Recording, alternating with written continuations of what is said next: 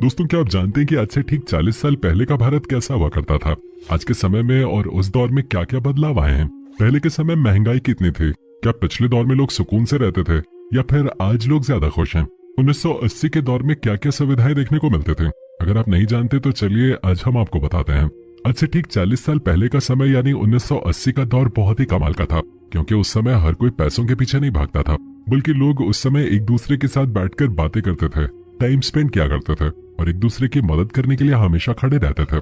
चलिए आज पुरानी यादें ताजा करते हैं, क्योंकि पिछले समय के साथ कुछ ऐसी यादें जुड़ी हैं जिन्हें भूल पाना बहुत मुश्किल है। 1980 के दौर में लोगों को सिनेमा से बहुत लगाव था, क्योंकि उस समय बॉलीवुड के किंग थे अमिताभ बच्चन, जिनका बॉलीवुड की दुनिया में सिक्का चलता था। ये अपने टाइम के सबसे फेमस कलाकार रहे हैं। लोग इनकी पिक्चर्स देखने के लिए बहुत ज्यादा बेताब रहते थे। इन्होंने ऐसी ऐसी हिट फिल्में दी जिन्हें देख लोग इनके दीवाने बन गए, जैसे सुहाग, मिस्टर नटवरलाल, दोस्ताना, राम बलराम और लावारिस। ये उस समय की ब्लॉकबस्टर मूवीज थी। साथ ही अमिताभ बच्चन को तमाम अभिनेत्रियों के साथ बहुत ज्यादा पसंद किया जाता था, क्योंकि बिग बी जिस भी हीरोइन के साथ काम करते थे वो इनके साथ खूब जचती। यही वजह है कि आज भी अमिताभ बच्चन बॉलीवुड में राज करते दिखाई देते हैं।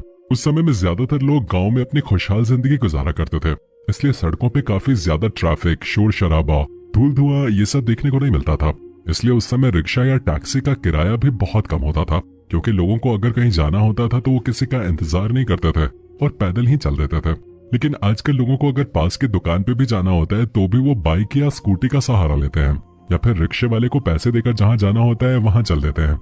इसलिए आज के समय में लोगों की जरूरत को देखते हुए पेट्रोल रिक्शा, टैक्सी का किराया बढ़ गया है। लेकिन उस दौर में सड़कों पर साइकिल चलाने का मजा कुछ अलग ही था।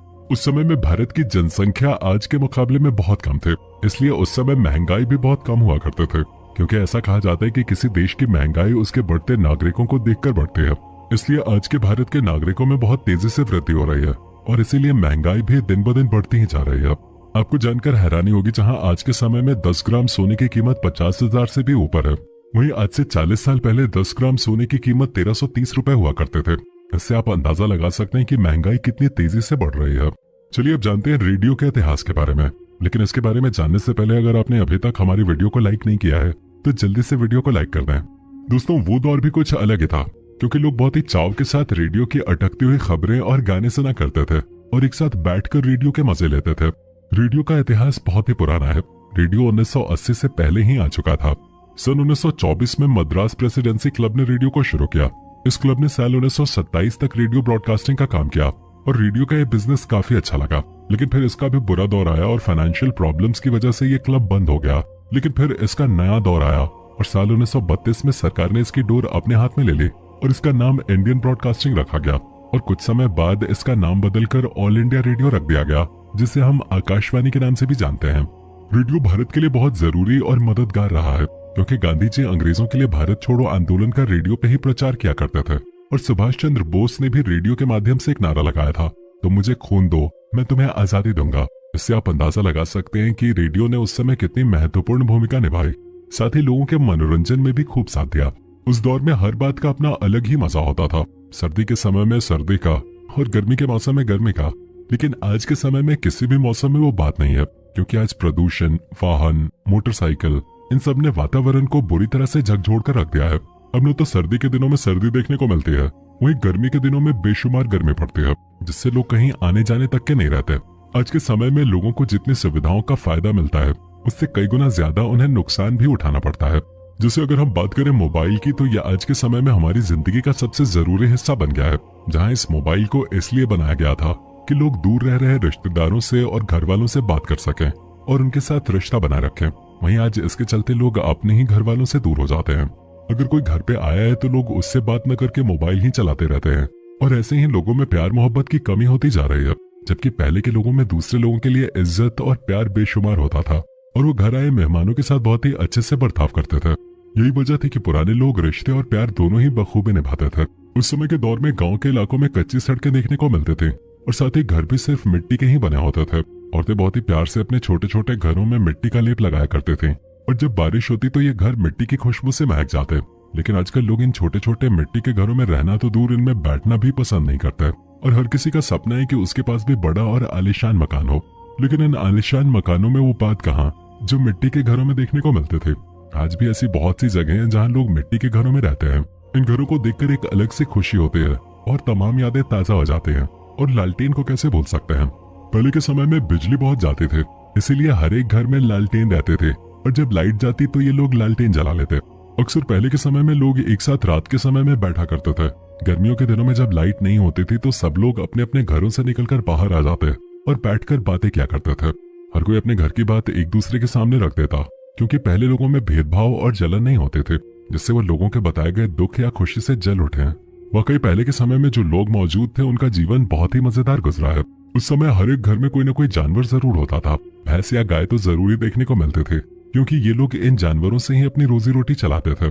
उस समय अगर किसी के पास साइकिल होती थी तो उसे बहुत ही अमीर समझा जाता था और दूर दूर से लोग उसकी साइकिल देखने के लिए आते थे और उस इंसान को ऐसे घेर लेते जैसे वो कोई साधारण सी साइकिल नहीं बल्कि कोई जादुई साइकिल लेकर आया है।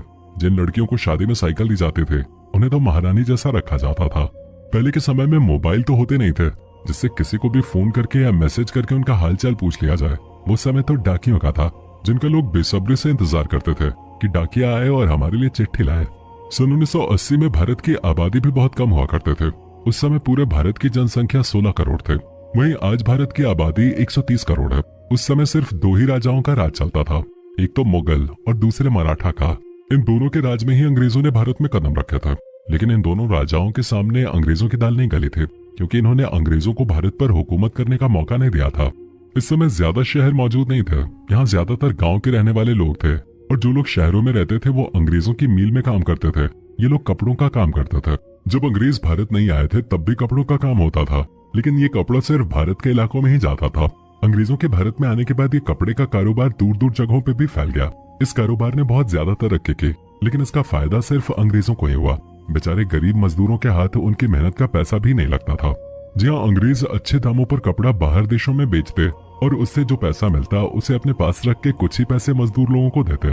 इतने कम पैसों में काम करना उनकी मजबूरी बन गया था, क्योंकि न तो ये लोग पढ़े लिखे थे और न ही कोई कारोबार खोल सकते थे। उस वक्त में लोगों को बहुत ज्यादा मेहनत करनी पड़ते थे, क्योंकि उस समय न तो टेक्नोलॉजी होते थे और न ही किसी प्रकार की कोई मशीन होते थे। भारत के लोग कपड़ों पर कारीगरी करते और उन्हें बाजार में बेचा करते थे। लेकिन जैसे ही ब्रिटिश लोगों ने अपना कपड़े का कारोबार शुरू किया, वैसे ही भारत के कपड़े की मांग कम हो गई, क्योंकि ये लोग कढ़ाई बुनाई ये सब अपने हाथ से करते थे, जिससे इन्हें काफी समय लग जाता था। वहीं ब्रिटिशर्स मशीनों का इस्तेमाल कर इन्हें जल्दी तैयार करवा देते थे और उन्हें बाजारों में कम दाम पर बेच दिया करते थे। इस तरह भारत को और गरीबी का सामना करना पड़ा। इतनी परेशानियों का सामना कर आज भी भारत ने अपना मुकाम बना लिया है। पहले गरीबी ज्यादा देखने को मिलते थे, क्योंकि लोग पढ़े लिखे नहीं होते थे। इसी बात का फायदा उठाकर अंग्रेज भारत के लोगों को बेवकूफ बनाकर उनसे फायदा उठाते थे। लेकिन जो भी हो, जिन लोगों का सन 1980 जैसे सुनहरे दौर में जीवन कटा, ये उनके लिए किसी अच्छे सपने से कम नहीं था। दोस्तों, ये वीडियो आपको कैसी लगे? वैसे आपको पुराने दौर की कौन सी चीज अभी तक याद है? कमेंट में लिख के जरूर बताएं। वीडियो पसंद आई हो तो इसे लाइक और शेयर करें। साथ ही चैनल को सब्सक्राइब करें, जिससे आगे आने वाली वीडियोस आपको समय पे मिल सकें।